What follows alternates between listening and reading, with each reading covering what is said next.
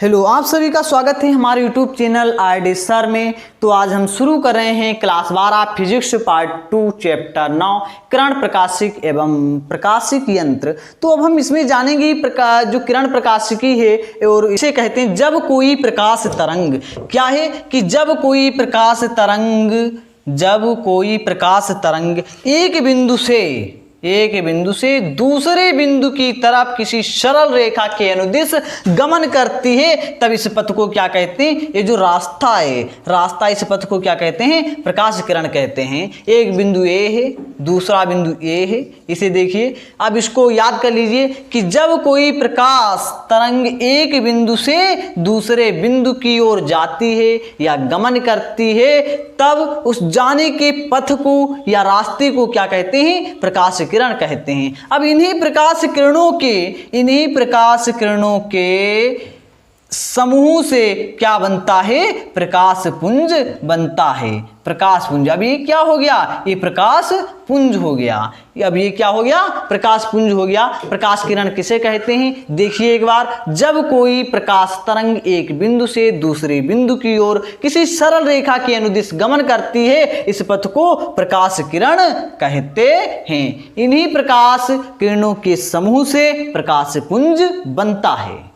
जो क्या है कि गोलीय दर्पण द्वारा प्रकाश का परावर्तन कैसे होता है? जब किसी गोलीय दर्पण पर प्रकाश का परावर्तन हो रहा है, ये माना कि हमारे पास गोलीय दर्पण है। जब किसी गोलीय दर्पण पर प्रकाश का परावर्तन होता है, ये क्या है? आपतन के जो आपतित किरण है, ये आपतित किरण इधर से किरण इस पर दर्पण पर पड़ रही है, इधर से आ रही है किरण, इधर से परावर्तित होकर जा रही है किरण। ये देखो, इधर से एरो लगा है, इधर से किरण आ रही है दर्पण पर, यहां से परावर्तित होकर दूसरी दिशा में जा रही है।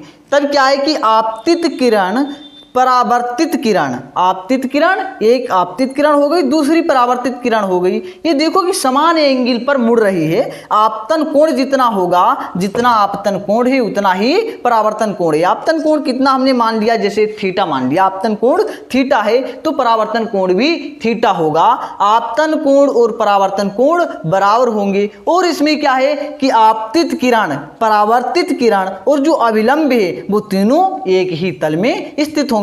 तो आइए हम इसकी डिफिनेशन देखते हैं एक बार फिर से। देखिएगा कि जब किसी गोलीय दर्पण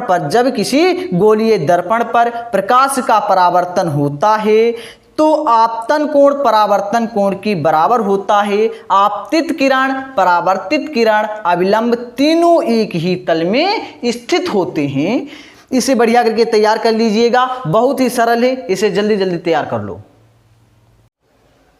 तो अब हम अगली हेडिंग शुरू कर रहे हैं, गोलीय दर्पण की फोकस दूरी। गोलीय दर्पण की फोकस दूरी क्या होती है? आइए इसके बारे में हम जानते हैं। दर्पण की फोकस F। अब क्या है कि दर्पण की फोकस F तथा ध्रुव P के बीच की दूरी दर्पण की फोकस दूरी कहलाती है। क्या होती है? F बराबर R/2। दर्पण की फोकस दूरी क्या होती है? F बराबर R/2।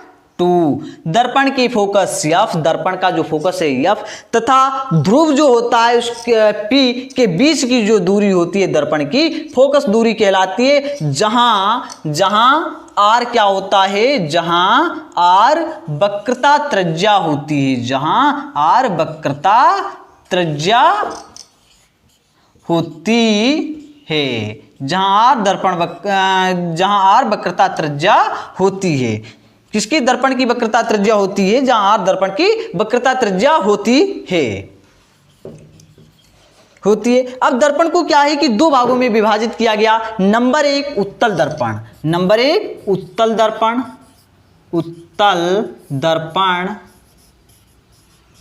2 अवतल दर्पण।